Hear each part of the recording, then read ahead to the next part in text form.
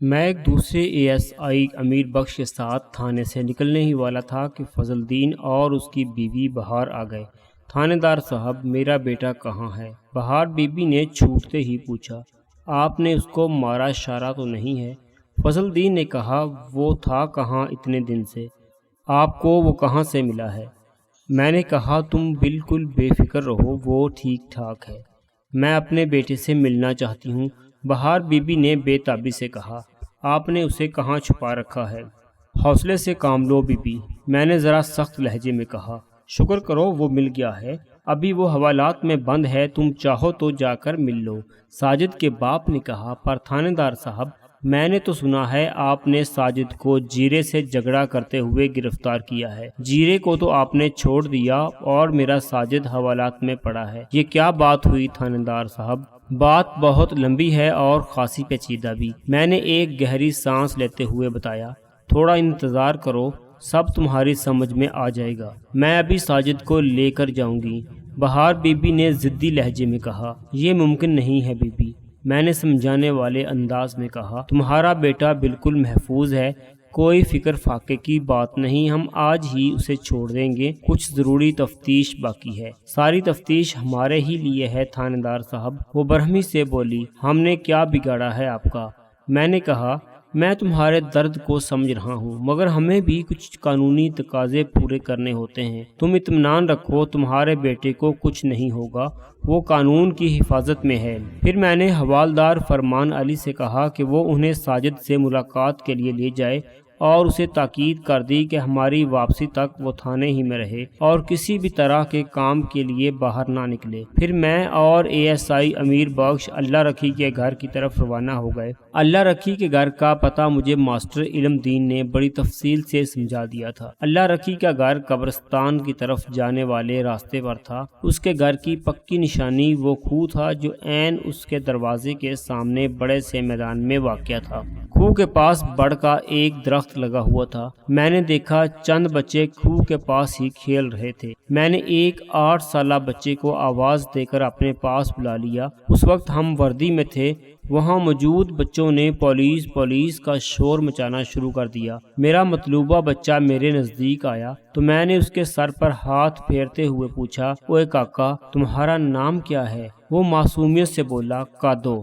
اگرچہ مجھے اندازہ تھا کہ اللہ رکھی کا گھر کون سا ہے، تاہم احتیاطاً میں نے بچے سے پوچھنا بھی ضروری سمجھا۔ میرے استفسار پر اس نے جس دروازے کی جانب اشارہ کیا، اس سے میرے اندازے کی تصدیق ہو گئی۔ میں نے مطلوبہ دروازے پر دستک دی اور ہم ایک طرف ہٹ کر انتظار کرنے لگے۔ تھوڑی دیر کے بعد اندر دروازے کی کنڈی گرنے کی آواز آئی، پھر دروازے کا ایک پٹ ذرا سا کھل گیا۔ میں نے کھلے پٹ سے 2 نسوانی آنکھوں کو جھانکتے ہوئے دیکھا۔ اس کے ساتھ ہی سخت آواز میں پوچھا گیا، کون ہے؟ میں نے اپنا تعارف کروانے کے بعد کہا، ہمیں اللہ رکھی سے ملنا ہے۔ ایک لمحے کے لیے دوسری جانب خاموشی رہی، پھر وہی آواز آئی، کیا کام ہے اللہ رکھی سے؟ بہت ضروری کام ہے، میں نے کہا۔ پھر پوچھا، کیا تم ہی اللہ رکھی ہو؟ دوسری جانب سے اسبات میں جواب دیا گیا۔ میں نے کہا، ہم تم سے پینوں کے بارے میں ضروری باتیں کرنے آئے ہیں۔ پینوں کے ذکر پر دروازے کے پیچھے سناٹا چھا گیا۔ پھر اسی عورت نے کھردرے لہجے میں کہا،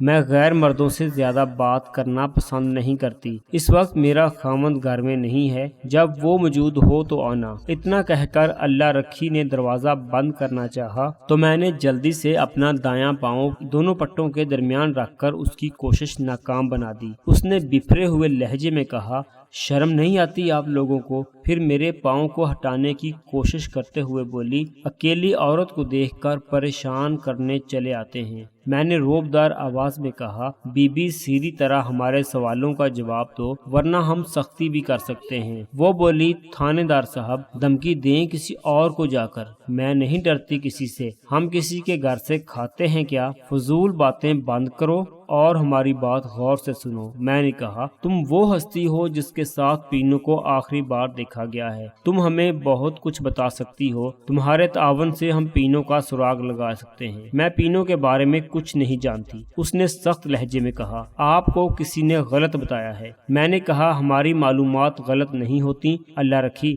وقوع کی شام پینو اور تم ایک قبرستان سے آگے بڑی نہر کی جانب جاتی ہوئی دیکھی گئی ہو۔ ہمارے پاس بڑے معتبر شہادت موجود ہے۔ اگر تم نے ہمارے ساتھ تعاون نہیں کیا تو ہم تمہیں پینو کے اغوا کے شک میں گرفتار بھی کر سکتے ہیں۔ لگتا ہے تھانے کچہری کا تمہیں کچھ زیادہ ہی شوق ہے۔ اللہ رکھی نے کہا، آپ خام خواہ مجھے پریشان کر رہے ہیں۔ پینو کے معاملے میں میرا کوئی تعلق نہیں۔ آپ پولیس والے ہوتے ہی ایسے ناکارہ ہیں، مجرموں سے لمبی لمبی رقمیں وصول کرتے ہیں اور ہم جیسے شریف لوگوں کو تنگ کرنے چلے آتے ہیں۔ وہ کچھ زیادہ ہی بڑھ چڑھ کر بول رہی تھی۔ مجھے اندازہ ہو گیا کہ وہ خاصی تیز عورت تھی۔ تیز کیوں نہ ہوتی، آخر بیوی کس کی تھی؟ فیقہ وارداتیہ دور دور تک مشہور تھا۔ میں نے کہا، تم ہمیں زبردستی کے لیے مجبور کر رہی ہو، تمہیں گرفتار کر کے تھانے بھی لے جا سکتے ہیں، پھر حوالات میں تم ہر تعاون کے لیے تیار ہو جاؤ گے۔ وارنٹ کے بغیر آپ کسی کو گرفتار نہیں کر سکتے۔ اس کے لہجے میں اعتماد جھلک رہا تھا۔ اتنا قانون تو ہم بھی جانتے ہیں تھانے دار صاحب۔ ہاں بھائی، قانون کیسے نہیں جانو گی تم؟ فیقے کی بیوی ہو آخر، سنا ہے بڑی دہشت مچا رکھی ہے اس نے۔ میں نے کہا، مگر اب وہ بھی زیادہ عرصے تک بچ نہیں سکے گا۔ بہت سے ثبوت جمع کر لیے ہیں میں نے اس کے خلاف۔ وہ جھنجھلا کر بولی، جائیں، جو جی چاہے کریں، میرا متھا کیوں کھا رہے ہیں؟ یہ ایسے نہیں مانے گی ملک صاحب۔ ASI میر بخش نے کہا، آپ زبردستی دروازہ کھلوائیں۔ ٹھیک ہے، میں نے کہا، پھر آنکھ دبا کر امیر بخش کو اشارہ کیا اور بآواز بلند اسے مخاطب کیا، میں دروازہ کھول رہا ہوں امیر بخش، تم جلدی سے اللہ رکھی کو گرفتار کر لو، یہ حوالات میں پہنچ کر ہی زبان کھولے گی۔ میری چال کامیاب رہی تھی۔ اللہ رکھی میری دھونس میں آ گئی تھی۔ اس نے دروازے کا ایک پٹ کھول دیا۔ اب اس کا رویہ پہلے سے بہت مختلف تھا۔ مجھے حیرت بھی ہوئی کہ اس نے دبے ہوئے لہجے میں کہا، اندر آ جائیں تھانے دار صاحب، ایسی باتیں گلی میں کھڑے ہو کر نہیں کی جاتی۔ ہم اندر داخل ہونے لگے تو اس نے امیر بخش کو ہاتھ کے اشارے سے روک دیا۔ تم باہر ہی ٹھہرو، صرف تھانے دار صاحب اندر آئیں گے۔ میں نے امیر بخش کو وہیں رکنے کی ہدایت کی اور خود گھر کے اندر آ گیا۔ تاہم جب اللہ رکھی نے دروازہ بند کرنا چاہا تو میں نے ایسا کرنے سے روک دیا اور کھلے ہوئے دروازے پر امیر بخش کو متعین کر دیا۔ وہ مجھے اپنے ساتھ لے کر بیٹھک میں آ گئی۔ میں نے پینو سے متعلق گفتگو کا آغاز کیا تو وہ موضوع سے ہٹ کر اپنے چھل فریب میں مجھے پھانسنے کی کوشش کرنے لگی۔ اس کا انداز بالکل بازاری عورتوں جیسا تھا۔ میں اس کے تیور دیکھ کر محتاط ہو گیا۔ مجھے اپنی قانونی ذمہ داریاں پوری کرتے ہوئے بعض اوقات رنگین و سنگین حالات سے بھی گزرنا پڑتا تھا، مگر اللہ کا مجھ پر بڑا کرم رہا تھا کہ مجھے اس نے ہمیشہ ثابت قدم رکھا تھا، ورنہ انسان کی حیثیت ہی کیا ہے، خطا کا پتلا ہے۔ اگر اس ذات پاک کا فضل شامل حال نہ ہو تو اس دنیا میں قدم قدم پر بہکنے کے مواقع موجود ہیں۔ اللہ رکھی سے آدھے گھنٹے کی ملاقات کے بعد میں باعزت طور پر جو کچھ اگلوانے میں کامیاب ہوا تھا اس کا خلاصہ یہ ہے کہ وقوع کی شام پینو اللہ رکھی کے ساتھ پیر مستان شاہ کے پاس تعویذ لینے گئی تھی۔ میں نے ASI کو واپس تھانے بھیج دیا اور خود وڈے چودھری حق نواز کی حویلی کا رخ کیا۔ پیر مستان شاہ کا نام سن کر میرے کان کھڑے ہو گئے۔ ایک سرکاری مخبر کے مطابق پیر مستان شاہ ایک ڈبہ پیر تھا جس نے اپنے شعبدوں کی مدد سے سادہ لوگوں کو الو بنا رکھا تھا۔ اس کے عقیدت مندوں کی تعداد اچھی خاصی تھی اور وہ دور دراز تک مشہور تھا۔ میں نے اس کی کرامات کے بھی کئی قصے سن رکھے تھے۔ میرے پاس پیر مستان شاہ کے خلاف کوئی ایسا ثبوت نہیں تھا جس کی بنا پر میں اس پر ہاتھ ڈال سکتا۔ اڑتی باتیں تو بہت سن رکھی تھی میں نے، مگر میں اتنی بااثر شخص پر کچا ہاتھ نہیں ڈالنا چاہتا تھا۔ کئی مشہور و معروف اور طاقتور افراد بھی پیر مستان شاہ کے ارادت مندوں میں شامل تھے۔ پیر مستان شاہ کا ڈیرا بڑی نہر کے اس پار درختوں کے ایک بہت بڑے جھنڈ میں تھا اور ہر جمعرات کو وہاں دھمال بھی ہوتی تھی۔ اگر اللہ رکھی نے کسی غلط بیانی سے کام نہیں لیا تھا تو پھر مجھے پیر مستان شاہ کو کسی بھی طور نظر انداز نہیں کرنا چاہیے تھا۔ پینو بقول اللہ رکھی مستان شاہ کے پاس کوئی تعویذ وغیرہ لینے گئی تھی اور اس کے ساتھ ہی واپس بھی آ گئی تھی۔ اگر پینو واقعی مستان شاہ کے ڈیرے سے واپس آ گئی تھی تو پھر کہاں غائب ہو گئی تھی؟ مجھے یقین تھا کہ اللہ رکھی نے مجھ سے بہت کچھ چھپانے کی کوشش کی تھی۔ میں نے وقتی طور پر اسے چھوڑ دیا تھا، مگر میرا ارادہ تھا کہ پوچھ گچھ کے لیے اسے تھانے ضرور بلاؤں گا۔ میں نے ASI امیر بخش کو تھانے بھیجتے ہوئے اس بات کی ہدایت کر دی تھی کہ وہ سادہ لباس میں ایک کانسٹیبل کو اللہ رکھی کی نگرانی پر مامور کر دے، اگر وہ علاقے سے باہر جانے کی کوشش کرے تو اس کا پیچھا کیا جائے اور ضرورت پڑے تو گرفتار کر کے تھانے لے آئے۔ میں چودھری حق نواز کی حویلی پہنچا تو عصر کی اذان ہو رہی تھی۔ سردیوں کے دن گزرنے کا احساس ہی نہیں ہوا۔ پھر ان دنوں بارش نے بھی بڑی آفت مچا رکھی تھی۔ چودھری حق نواز نے بڑے اچھے انداز میں میرا استقبال کیا اور بیٹھک میں بٹھایا، پھر ایک گھریلو ملازمہ کو کچھ کھانے پینے کا سامان لانے کا کہہ کر مجھ سے مخاطب ہوا۔ آج کیسے تکلیف کر لی ملک صاحب، خیریت تو ہے؟ پھر اس نے ایک بھرپور کہا لگاتے ہوئے کہا، بھئی آپ پولیس والوں کو دیکھ کر تو چونکنا ہی پڑتا ہے۔ میں نے بھی جواباً خوش دلی سے کہا، لوگوں نے خواہ مخواہ پولیس والوں کا ایک ڈراؤنا تصور قائم کر لیا ہے، حالانکہ ہم دیکھ بھال کر ہی کام کے بندے پر ہاتھ ڈالتے ہیں۔ بھئی بہت خوب۔ چودھری نے ایک اور بلند آہنگ کہا لگایا۔ وہ اپنے بیٹے چودھری رب نواز سے خاصا مختلف تھا۔ اس کے رویے میں سمجھداری اور بردباری جھلکتی تھی، اس کی آنکھوں سے بھی ذہانت ٹپکتی تھی۔ وہ رب نواز کے برعکس خاصا متحمل مزاج بھی تھا۔ اتنی دیر میں وہی ملازمہ ایک ٹرے اٹھائے بیٹھک میں داخل ہوئی اور ٹرے کو میز پر رکھ کر واپس چلی گئی۔ میں نے دیکھا ٹرے میں مختلف پلیٹوں میں کھانے پینے کا سامان موجود ہے۔ ایک پلیٹ میں مجھے گرما گرم جلیبیاں بھی نظر آئیں۔ ایک طرف دودھ سے بھرا ہوا شیشے کا جگ رکھا تھا۔ چودھری نے ایک گلاس میں دودھ انڈیل کر میری طرف بڑھاتے ہوئے کہا، ملک صاحب یہ کستوری والا اسپیشل دودھ ہے، گرما گرم جلیبی کے ساتھ دو آتشا ہو جاتا ہے، اس ٹھنڈے ٹھار موسم میں بھی پسینے نکال دے گا۔ میں نے شکریہ ادا کرتے ہوئے گلاس اس کے ہاتھ سے لے لیا، پھر ادھر ادھر نگاہیں دوڑاتے ہوئے پوچھا، چھوٹے چودھری صاحب کہیں نظر نہیں آ رہے؟ وہ اپنے نانکے گیا ہے، چودھری نے بتایا، اپنے بیوی بچوں کو بھی ساتھ لے گیا ہے، کل شام تک واپس آئے گا۔ میں نے پوچھا، کیا وہ ابھی تھوڑی دیر پہلے ہی گئے ہیں؟ دوپہر کو تو وہ تھانے میں گرج برس رہا تھا۔ چودھری حق نواز نے جواب دیا، 1 گھنٹہ ہوا ہے اسے گئے ہوئے۔ پھر چہرے پر سنجیدگی طاری کرتے ہوئے پوچھا، خیر خیریت تو ہے ملک صاحب؟ خیریت ہے بھی اور نہیں بھی۔ چودھری کی سمجھ میں کچھ نہیں آیا تھا۔ اس نے الجھن آمیز نگاہوں سے میری جانب دیکھا۔ میں نے اپنی بات کی وضاحت کرتے ہوئے کہا، چودھری صاحب آپ کو تو معلوم ہی ہوگا رحمت ماچی کی لڑکی پینو جمعرات کی شام سے لاپتہ ہے۔ میں اسی سلسلے میں تفتیش کر رہا ہوں۔ وہ تو ٹھیک ہے، پر رب نواز کا پینو سے کیا تعلق؟ میں نے رب نواز پینو تعلق چودھری کے گوش گزار کیا تو اس نے نفی میں گردن ہلاتے ہوئے کہا، ملک جی آپ بھی عام لوگوں کی طرح سوچنے لگے ہیں، میں کسی چیز سے بے خبر نہیں ہوں، سب باتیں سنتا رہتا ہوں، اس کہانی میں کوئی حقیقت نہیں ہے۔ رب نواز شادی شدہ ہے، ماشاءاللہ اس کی بیوی لاکھوں میں ایک ہے، 2 خوبصورت بچے ہیں۔ ایک لمحے کے توقف کے بعد اس نے کہا، ملک صاحب آپ خود سیانے ہیں، بھلا چودھریوں اور ماچھیوں کا کیا جوڑ؟ میں نے رحمت علی کو بلا کر سمجھایا بھی تھا کہ وہ اپنی بیٹی کو حساب کتاب میں رکھے۔ وہ مثل تو سنی ہوگی آپ نے، ذات دی کوڑ کرلی تے چھتیرا نال جپے۔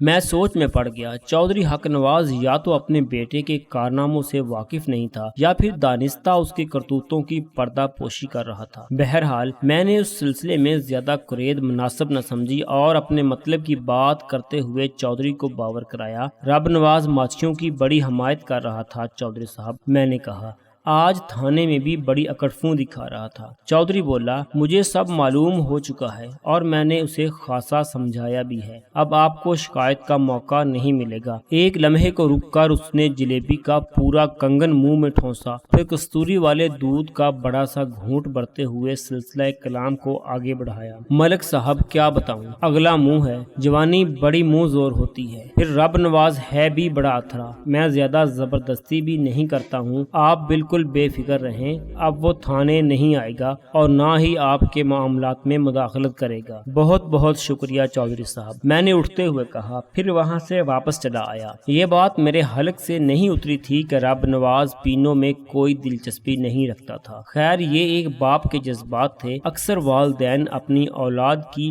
غیر نصابی سرگرمیوں سے آگاہ نہیں ہوتے، اس کے باوجود بھی وہ انہیں سمجھنے کے دعوے کرتے رہتے ہیں۔ میں تھانے پہنچا تو میں نے برآمدے میں میں حوالدار فرمان علی کے ساتھ سرکاری مخبر چراغ دین کو باتیں کرتے ہوئے دیکھا۔ کیا ہو رہا ہے چراغ دین؟ اس سے نظریں ملتے ہی میں نے کہا، بڑے موقع سے آئے ہو، میں آج تمہیں بہت یاد کر رہا تھا۔ اس نے مجھے سلام کرنے کے بعد کہا، خیر تو ہے ملک صاحب؟ میں نے اپنے کمرے کی جانب جاتے ہوئے کہا، ہاں خیر ہی ہے، تم میرے کمرے میں آ جاؤ۔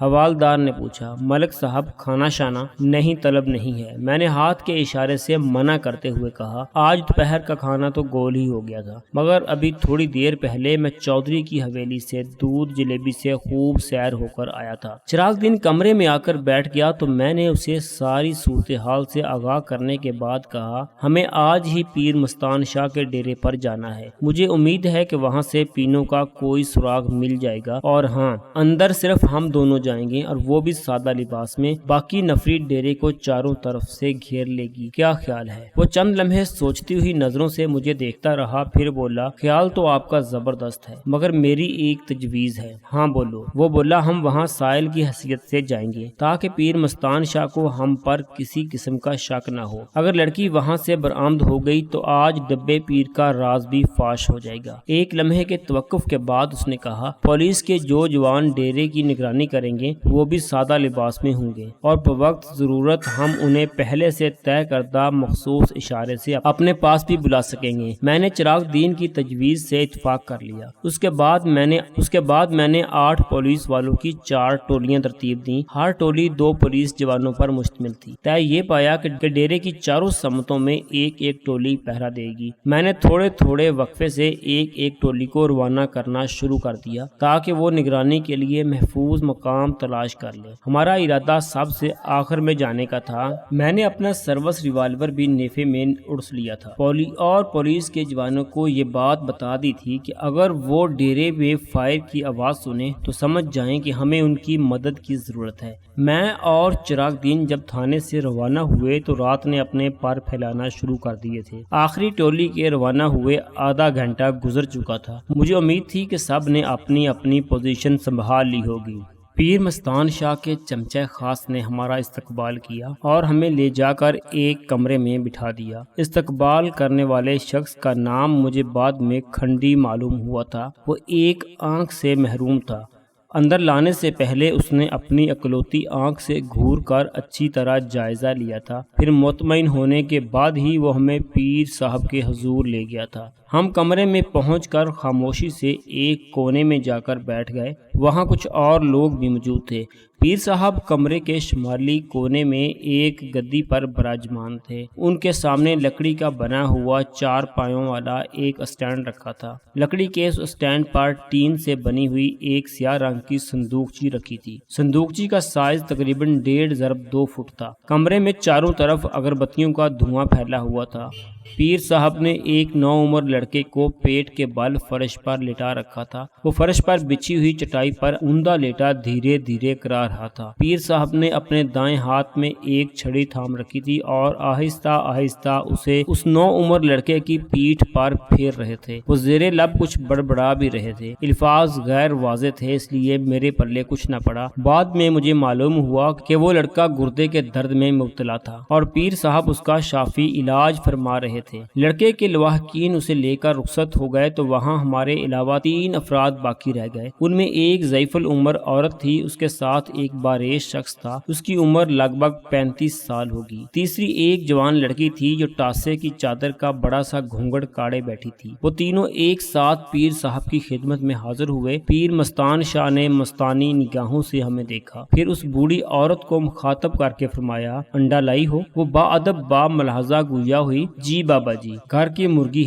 کی مرغی کا ہے نا؟ ہاں جی، میری چینی چتکبری مرغی نے دیا ہے آج تڑکے، اس عورت نے بتایا، میں نے صبح ہی سنبھال کر رکھ دیا تھا۔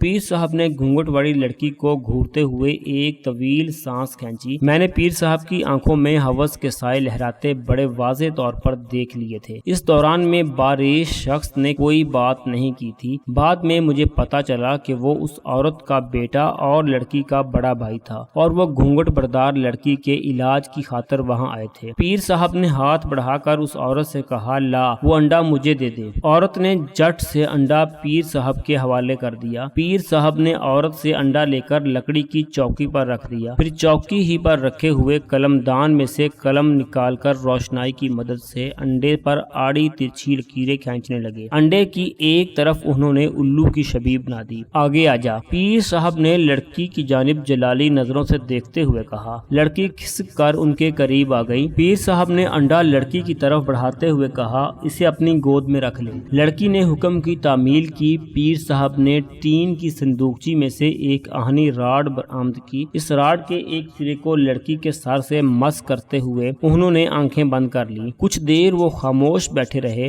پھر گونجدار آواز میں بولنے لگے، کردن شردن بودم سی کامل گوش آرم باشویدم باتمی دم بالو گاما آوش آوش کردم دم دما دم حق ہو حق ہو۔ انہوں نے اور بھی بہت کچھ فرمایا جو مجھے یاد نہیں رہا۔ خاصا پڑھا لکھا بابا ہے چراغ دین۔ میں نے اپنے پہلو میں بیٹھے ہوئے سرکاری مخبر کے کان میں سرگوشی کی۔ وہ بھی جواباً سرگوشی میں بولا، الو بنا رہا ہے بیچاروں کو۔ فارسی اور سنسکرت کی آمیزش سے تیار کردہ دم درود کے بعد پیر نے آنکھیں کھول دی، پھر اپنی سرخ انگارہ آنکھوں سے مریضہ لڑکی کو گھورتے ہوئے بولا، اس طرف چلی جا۔ انہوں نے ایک طرف اشارہ کیا اور انڈے کو وہاں رکھے پیالے میں توڑ دے۔ لڑکی نے ویسا ہی کیا اور پیالہ لا کر پیر صاحب کی طرف بڑھا دیا۔ پیر صاحب نے فرمایا، اپنی ماں کو دکھا، بڑے بھائی کو دکھا، مجھے کیا دکھاتی ہے، ہم نے تو سب کچھ دیکھ رکھا ہے۔ لڑکی کی ماں اور بھائی ٹوٹے ہوئے انڈے کو دیکھ کر حیرت زدہ رہ گئے۔ پیالے میں نہ تو کہیں سفیدی نظر آ رہی تھی اور نہ ہی زردی، بلکہ چھلکوں کے بیچ میں سرمئی مٹی کا ایک ڈھیلا سا رکھا دکھائی دے رہا تھا۔ پیر صاحب نے ارشاد فرمایا، اس ڈھیلے کو توڑ کر دیکھو۔ پیر صاحب کے حکم کے مطابق ڈھیلا توڑا گیا تو اس میں سے بالوں کے گچھے اور چند سوئیاں برآمد ہوئیں۔ بہت ہی زبردست قسم کا جادو کیا گیا تھا۔ پیر مستان شاہ نے کہا، خیر میں نے ٹھیک کر دیا ہے، اب یہ لڑکی بلی چنگی ہو جائے گی، اب تم لوگ جاؤ یہاں سے، اور ہاں آنے والی جمعرات کو لڑکی کو دھمال میں ضرور لانا۔ وہ شکر گزار نظروں سے پیر صاحب کو دیکھتے ہوئے وہاں سے رخصت ہو گئے۔ بڑھیا نے جاتے جاتے پیر صاحب کی قدم بوسی بھی کی تھی۔ پیر باکرامت نے وقتی طور پر مجھے بھی متاثر کر دیا تھا، لیکن بعد میں جب مستان شاہ کی پیری کا پردہ چاک ہوا اور حقیقت کھل کر میرے سامنے آئی تو مجھے یہ ایک شعبدے سے زیادہ کچھ بھی نہ لگا۔ حقیقت کا حوال مناسب موقع پر بیان کیا جائے گا۔ ہم اپنی باری آنے پر پیر مستان شاہ کے سامنے جا کر بیٹھ گئے۔ کمرے کے بیرونی دروازے کی جانب ہماری پشت تھی۔ پیر صاحب تھوڑی دیر تک بغور ہمارا جائزہ لیتے رہے، پھر آنکھیں بند کر کے خاموشی اختیار کر لی۔ شاید وہ مراقبے میں چلے گئے تھے۔ تقریباً 2 منٹ کے بعد انہوں نے آنکھیں کھول دیں اور حق ہو کا نعرہ مارتے ہوئے میری آنکھوں میں جھانکنے لگے، پھر گونجدار آواز میں دریافت کیا، بول بچہ کیا مانگتا ہے؟ میں نے بھی جواباً ان کی آنکھوں میں دیکھتے ہوئے شفاق لہجے میں کہا، بچہ پینو مانگتا ہے۔ میرے جواب سے پیر صاحب کو ایک جھٹکا سا لگا اور انہوں نے حیرت اور پریشانی کے ملے جلے تاثرات سے آنکھیں سکوڑ کر میری جانب دیکھا اور پھر دوسرے ہی لمحے اپنے چہرے کی بدلتی ہوئی کیفیت پر قابو پا لیا اور خاموش نظروں سے مجھے گھورنے لگے۔ کوئی ناممکن چیز مانگ لی ہے بچہ نے پیر صاحب؟ چراغ دین نے چبھتے ہوئے لہجے میں سوال کیا۔ پیر مستان شاہ کو جیسے ہوش سا آ گیا۔ مجھے یقین ہو گیا کہ وہ پینوں کے بارے میں ضرور کچھ نہ کچھ جانتے ہیں۔ انہوں نے چراغ دین کے سوال کو نظر انداز کرتے ہوئے ایک دیوانگی آمیز قہقہہ لگایا، پھر بدستور میری آنکھوں میں دیکھتے ہوئے کہا، پینو پینو مینو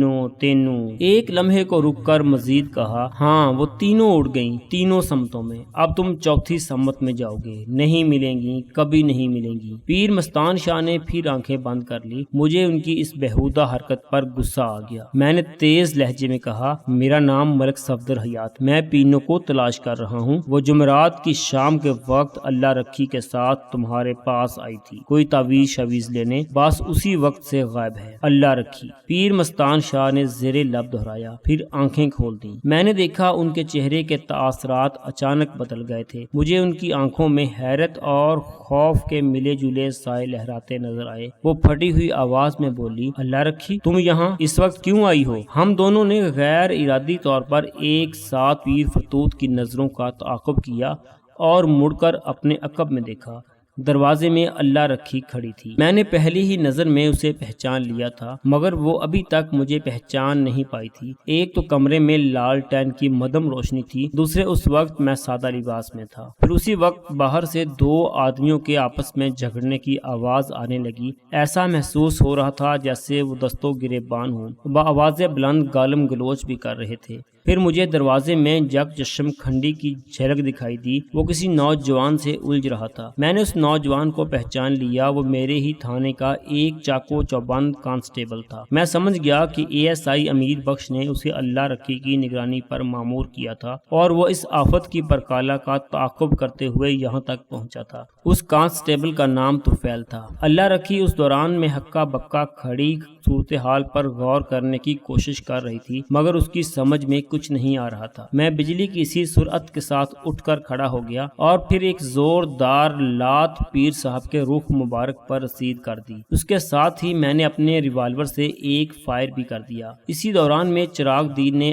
آگے بڑھ کر طفیل کی مدد کی تو وہ تنومند یک چشم مستنڈے کھنڈی پر قابو پانے میں کامیاب ہو گئے۔ میری لات کھانے کے بعد مستان شاہ کی ساری مستی ہرن ہو گئی تھی اور وہ الٹ کر پیچھے کی طرف گرا تھا۔ اس کا سر زوردار آواز کے ساتھ دیوار سے ٹکرایا اور اسے بند کمرے میں ستارے نظر آنے لگے۔ اس افراتفری میں اس کا تہ بند بھی کھل گیا تھا اور وہ نیم تاریکی میں اپنی بچی کھچی عزت کو سمیٹنے کے لیے ہاتھ پاؤں چلا رہا تھا۔ تھوڑی ہی دیر کے بعد ڈیرے کے چاروں طرف پھیلے ہوئے 8 سادہ لباس میں پولیس والے بھی وہاں پہنچ گئے۔ انہوں نے فائر کی آواز سن لی تھی۔ اتنی بھاری نفری کو اپنے آستانے پر ریڈ کرتے ہوئے دیکھ کر ڈبہ پیر مستان شاہ کے 14 طبق روشن ہو گئے تھے۔ پیر مستان شاہ، اس کے چیلے کھنڈی اور اللہ رکھی کو فوری طور پر حراست میں لے لیا گیا۔ پھر میں نے چراغ دین کے ساتھ مل کر پورے آستانے کی خانہ تلاشی لی۔ وہاں کل 3 کمرے تھے۔ ایک بڑا ہال نما کمرہ مستان شاہ کے دربار کے طور پر استعمال ہوتا تھا۔ یہاں ہم نے قبلہ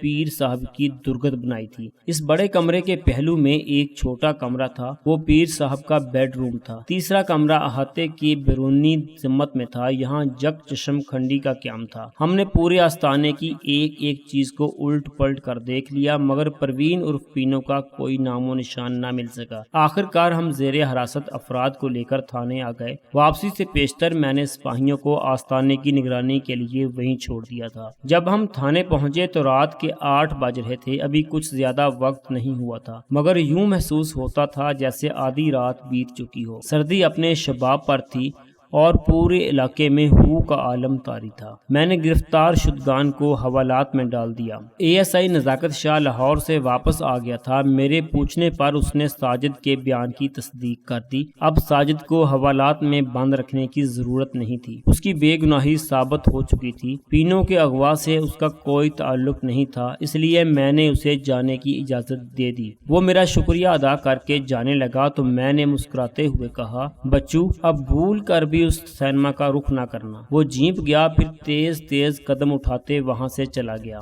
آج مطلع صاف تھا، چاروں طرف خوشگوار دھوپ پھیلی ہوئی تھی۔ میں جب تھانے پہنچا تو دن کے 11 بج رہے تھے۔ گزشتہ رات 2 ہٹے کٹے کانسٹیبلوں کی ڈیوٹی لگا آیا تھا کہ وہ حوالاتیوں پر کچھ محنت کریں۔ صبح ہونے سے پہلے ہی ان کی محنت رنگ لے آئی۔ وہ ایسے ہی جلاد تھے، پتھر بھی ان کے سامنے بولنے لگتے تھے۔ مرغن غذائیں کھانے والا چربیلا پیر کہاں تک مزاحمت کر سکتا تھا؟ اسے اپنے کالے کرتوتوں کا اعتراف کرتے ہی بنی۔ اس کے اعتراف کا خلاصہ میں آپ کی خدمت میں پیش کرتا ہوں۔ پیر مستان شاہ ایک طویل عرصے سے سادہ لوگوں کو بے وقوف بنا رہا تھا۔ لوگ اس کے شعبدوں کو اس کی روحانی قوتوں سے تعبیر کرتے اور اس کے مرید ہو جاتے۔ یہ اس زمانے کی بات ہے جب سائنس نے ابھی اتنی ترقی نہیں کی تھی، نہ ہی گھر گھر ٹی وی، ڈش انٹینا اور دوسرے ذرائع ابلاغ کا رواج تھا۔ اس لیے گاؤں دیہات کا عام آدمی بڑی آسانی سے بے وقوف بن جاتا تھا۔ مستان شاہ کے شاطر ذہن نے لوگوں کو مرعوب کرنے کے لیے عجیب و غریب قسم کے چھوچکے ایجاد کر لیے تھے۔ وہ انڈوں میں سے بالوں کے گچھے، سوئیاں، مسور و ماش کی دال برآمد کرتا، اخروٹ اور بادام میں سے تعویذ نکالتا اور اپنے پاس آنے والے پریشان حال لوگوں کو یہی تاثر دیتا کہ اس نے اپنے علم کے زور سے جادو ٹونے کا اثر زائل کر دیا ہے۔ لوگ بآسانی اس کی باتوں میں آ جاتے تھے۔ در حقیقت وہ بادام و اخروٹ کو توڑ کر اس میں سے مغز کو علیحدہ کر لیتا تھا۔ اس کام میں وہ بڑی احتیاط کا مظاہرہ کرتا اور اس کی کوشش ہوتی تھی کہ بادام یا اخروٹ 2 پیس میں ٹوٹے۔ بعد ازاں وہ خود ساختہ تعویذ دو حصوں کے درمیان رکھ کر انہیں گوند سے جوڑ دیتا۔ اسی طرح وہ مختلف انڈے بھی تیار کر لیتا تھا۔ انڈے کے چھلکے میں کسی نوکدار چیز سے چھوٹا سا سوراخ کرنے کے بعد اسی سوراخ کے راستے مختلف قسم کے بال اور سوئیاں اور دالیں انڈے کے اندر داخل کرنا اس کے لیے کوئی مشکل کام نہ تھا۔ پھر وہ سرنج کی مدد سے اپنی مرضی کا رنگ بھی اسی سوراخ سے انڈے کے اندر انجیکٹ کر دیتا۔ بعد ازاں سوراخ کو گوند سے بند کر دیتا اور انڈے کو بوائل کر لیتا، جس سے انڈے کے اندر پائی جانے والی زردی اور سفیدی سخت ہو کر جم جاتی۔ ان تیار شدہ انڈوں پر وہ مختلف مکروہ جانوروں کی شبیہ بنا لیتا۔ اس کے بعد سارا ہاتھ کی صفائی کا کھیل تھا۔ تیار شدہ انڈے، بادام اور اخروٹ اس کے سامنے رکھی ہوئی صندوقچی کے ایک خفیہ خانے میں موجود ہوتے تھے۔ وہ سائلوں کے لائے ہوئے انڈے یا بادام یا اخروٹ پر قلم کاری کرنے کے دوران اسے اپنے تیار کردہ انڈے یا بادام یا اخروٹ سے تبدیل کر دیتا۔ اس کے بعد جو کچھ بھی ہوتا اس کی تفصیل میں جانے کی ضرورت نہیں ہے۔ مستان شاہ نے اپنی بیلگام شیطانی خواہشات کی تکمیل کے لیے بعض معصوم لڑکیوں اور عورتوں کو بھی ہوس کا نشانہ بنایا تھا۔ پینو اس کا 7واں شکار تھی۔ پینو سے پہلے بے آبرو ہونے والی لڑکیوں میں سے بعض نے صدائے احتجاج بلند کرنے کی کوشش کی تو خطرناک نتائج کی دھمکی دے کر ان کی زبانوں پر تالے ڈال دیے گئے۔ ایک آدھ نے تو پیر صاحب کے کرشموں کے روب کے سبب احتجاج تو کیا، کسی قسم کی مزاحمت بھی نہ کی اور اس ظلم کو اپنی تقدیر سمجھ کر خاموشی اختیار کر لی۔ پینو ان 6 لڑکیوں کے برعکس ثابت ہوئی۔ اس نے نہ صرف یہ کہ پیر صاحب کے مذموم عزائم کے خلاف پرچم احتجاج بلند کیا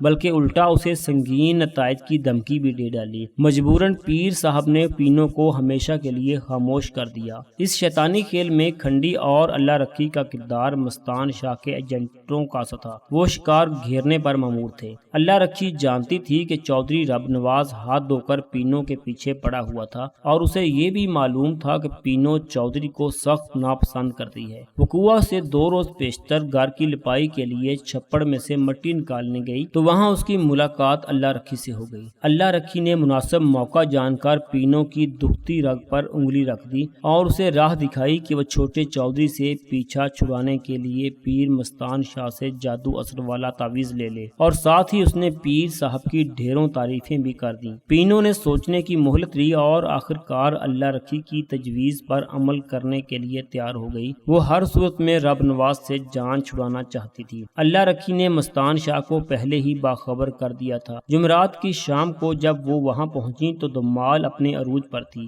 اللہ رکھی پینو کو بڑے حال میں لے جانے کے بجائے سیدھا مستان شاہ کے حجرے میں لے گئی، پھر ابھی آئی کا کہہ کر وہاں سے کھسک گئی۔ مستان شاہ نے پینو کی بپتا سننے کے بعد شرافت کا لبادہ اتار پھینکا اور اپنے ہتھ کنڈے پر اترایا۔ پینو اس کے عزائم کی تکمیل کے لیے ہرگز تیار نہیں تھی۔ مزید برآں اس نے پیر صاحب کا پول کھولنے کی دھمکی بھی دے دی۔ مستان شاہ نے کھیل بگڑتا دیکھا تو گلا گھونٹ کر پینو کا کام تمام کر دیا۔ بعد ازاں حسب منشا لاش کی بے حرمتی کرتا رہا۔ کل جب میں نے اللہ رکھی سے ملاقات کی تھی اور اس نے بتایا تھا کہ پینو اس کے ساتھ تعویذ لینے مستان شاہ کے پاس گئی تو میں نے اللہ رکھی پر یہ بات واضح کر دی تھی کہ اس کے بیان کی تصدیق کے لیے میں پیر صاحب سے بھی ضرور ملوں گا، مگر اسے توقع نہیں تھی کہ میں اسی شام یہ قدم اٹھا لوں گا۔ وہ اپنی دانست میں پیر صاحب کو میری متوقع آمد سے مطلع کرنے گئی تھی تاکہ وہ پینو کے سلسلے میں محتاط ہو جائیں، مگر اس کے وہاں پہنچتے ہی پانسا پلٹ گیا تھا۔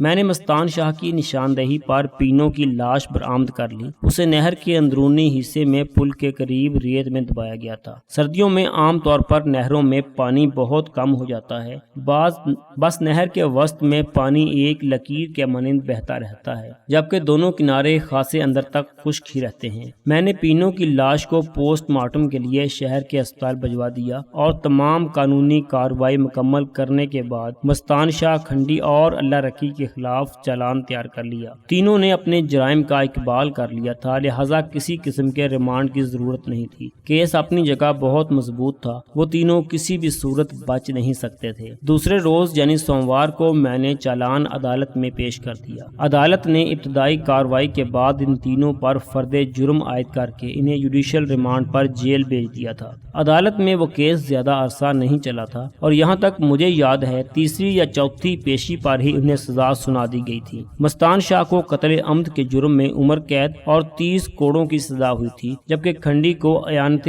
جرم اور اخفاء جرم کے تحت 5 سال قید بامشقت اور اللہ رکھی کو 2 سال قید محض ہوئی تھی۔ پروین عرف پینو کی تدفین کے ٹھیک 1 سال بعد اس کی قبر کے پہلو میں ایک اور قبر کا اضافہ ہو گیا۔ یہ ساجد کی قبر تھی۔ پینو کو پیش آنے والے واقعے کے بعد ساجد چارپائی سے لگ گیا تھا۔ ہر قسم کے علاج معالجے کے باوجود بھی وہ سنبھل نہیں پایا تھا۔ ڈاکٹروں نے سینے کی ٹی بی بتائی تھی اور اس موذی مرض نے آخر کار اس کی جان لے لی اور وہ اپنی محبوبہ کے پڑوس میں جا بسا۔ حق مغفرت کرے، عجب قسم کا عاشق۔ تو ناظرین کرام، یہ تھی ہماری آج کی کہانی۔ اگر آپ کو یہ کہانی اچھی لگی تو اسے لائک کریں، شیئر کریں اور کمنٹ باکس میں اپنے کمنٹس کا اظہار ضرور کریں۔ جانے سے پہلے اس چینل کو سبسکرائب کریں۔